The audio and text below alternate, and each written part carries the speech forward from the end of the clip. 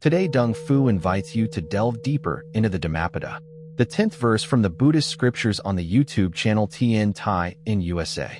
He who is purged of all stain, is well established in morals and endowed with self-control and truthfulness, is indeed worthy of the yellow robe. Dear friends walking the noble path, this verse from the Dhammapada is a luminous teaching that points us directly to the heart of authentic spiritual life. It calls us to look not at outward appearances but at the transformation within, the cleansing of the mind, the steadfastness of virtue, the mastery of the senses, and the shining clarity of truth. Let us begin by contemplating what it means to be purged of all stain.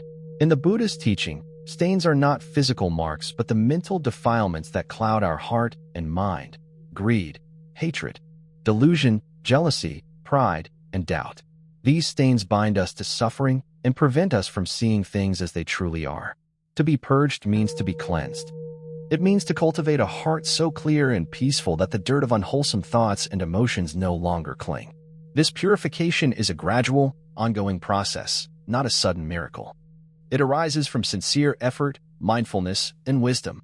It begins with awareness, recognizing the stains, then moves into patience and compassion as we gently loosen their grip, and finally into wisdom, which sees the impermanent and empty nature of these defilements. Friends, do not be discouraged if you find your mind still clouded at times. The path is a journey. The river of purification flows steadily when we practice consistently. Every moment of mindfulness, every act of kindness, every truthful word is a step washing away the stains. Next, the verse speaks of one who is well established in morals. Morality, or sila, is the foundation of spiritual life. Without morality, our mind becomes restless and agitated, unable to settle deeply into peace. The Buddha taught the 5 precepts as the basic code for lay followers: refraining from killing, stealing, sexual misconduct, false speech, and intoxication. These precepts are not arbitrary rules but expressions of natural wisdom and compassion. They protect ourselves and others from harm and build trust in the community. Being well established in morals means that these principles are not just observed superficially but are deeply integrated into our being. Our thoughts, speech, and actions naturally align with kindness, harmlessness, and honesty. When morality becomes a stable part of our life, it shines forth like a lamp in darkness, guiding us and others. Morality is like the soil in which the seeds of happiness and liberation grow. When the soil is rich and healthy, the plants grow strong and bear fruit. When the soil is poor or poisoned, the plants wither. So too with our practice. Without morality, true wisdom cannot grow. Now, consider the phrase endowed with self-control. Self-control, or Dhamma, is the guardian of the mind. It is the power to restrain the senses and the impulses that arise from craving and aversion. Without self-control, we are like a boat without a rudder, tossed about by the waves of desire, anger, and confusion. Self-control is not a suppression or denial of life's experiences. Rather, it is the freedom to respond wisely rather than react blindly. It allows us to pause, to see clearly, and to choose what is skillful. It protects us from actions that cause harm and regret.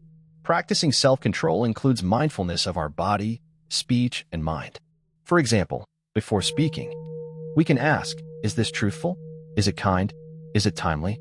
Before acting, we can ask, will this action cause harm? Will it cultivate peace?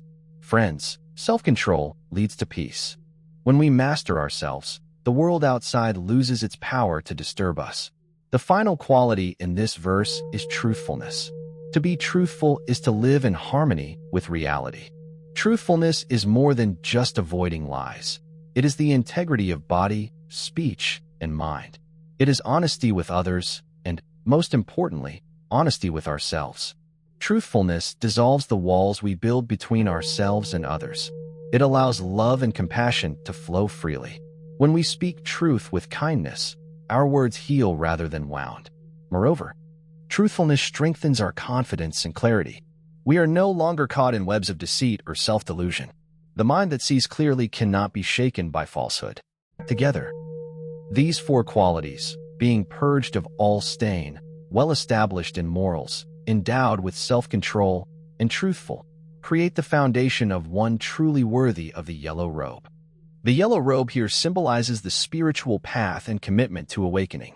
It is a visible sign of inner transformation, The Buddha teaches that without these qualities, simply wearing the robe is empty and misleading.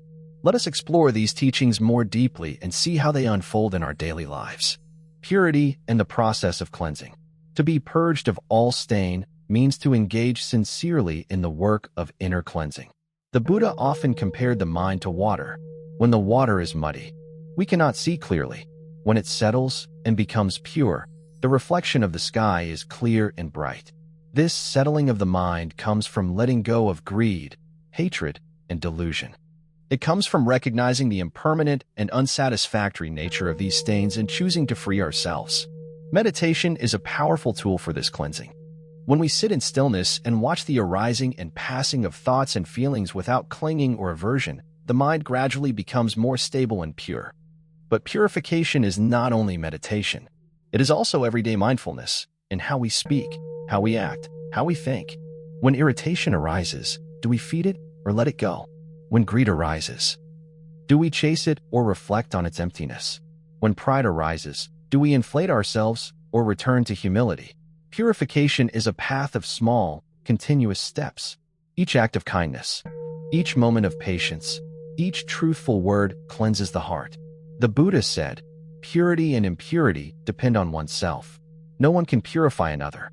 This is a call to personal responsibility and courage. Morality as the ground of freedom. Morality is often misunderstood as restriction or limitation. Yet the Buddha taught it as the foundation of freedom. Without morality, the mind is disturbed by remorse, guilt, and conflict. With morality, the mind is calm and clear. Morality protects us from harm and creates the conditions for peace to arise. It strengthens our relationships and builds trust. Friends, let us remember that morality is not rigid or dogmatic. It is a living practice of kindness, care, and respect. We are invited to embody the spirit of the precepts in our hearts, adapting to circumstances with wisdom and compassion. Morality is also the support for meditation and wisdom. The mind cannot settle deeply if it is troubled by harmful deeds. The well-established moral life is like a strong foundation on which the temple of awakening can stand firm. Self-control and the freedom of choice. Self-control is the power of mindfulness in action. It is the guardian that holds us steady when temptation and distraction arise. Self-control allows us to act with intention, not out of habit or impulse. In moments of anger, self-control is the breath that calms the storm. In moments of craving, self-control is the pause that opens the space for choice. Self-control is the key to breaking free from the cycle of suffering. It is cultivated by mindfulness, by remembering the consequences of actions, and by practicing restraint. Without self-control, our practice is like a lamp flickering in the wind. With self-control, it becomes a steady light guiding us through the darkness. Truthfulness as the path of integrity. Truthfulness is the heart of authentic practice. It is the courage to see and speak reality as it is. Truthfulness dissolves illusion and strengthens trust. It is not harsh or judgmental, but gentle and clear. Living truthfully means aligning our words with our heart and our actions. When we are truthful, we free ourselves from the burdens of deceit and confusion. Truthfulness creates harmony within and without. It opens the door to deep peace.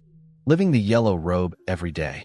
The verse reminds us that worthiness is not about the robe itself, but about embodying its meaning. Whether we are monastics or lay practitioners, the qualities of purity, morality, self-control, and truthfulness are the robe we wear every day. This robe is invisible but powerful. It transforms how we relate to ourselves and others. It lights the path of awakening. Let us commit ourselves to this transformation with sincerity and joy. Let us cleanse our hearts, strengthen our morals, cultivate self-control, and live truthfully.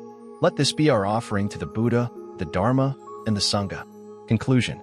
Dear friends, the Dhammapada's 10th verse invites us to look deeply and honestly at our practice. It calls us to embody the path with integrity, to be purged of stain, to be well-established in morals. Endowed with self-control and truthfulness, that is the true robe of the Buddha's disciples. May we walk this path with courage and compassion. May we become worthy not by cloth but by character. May we awaken to the peace and freedom that come from within. Thank you for watching today's sermon with Tien Tai. Nam Mo Adi De Fat. I wish to bring this merit towards all disciples and sentient beings. all of whom will attain Buddhahood. Remember to like and subscribe to the channel to review the short sermons of the Buddha. Thank you for listening to the Dharma.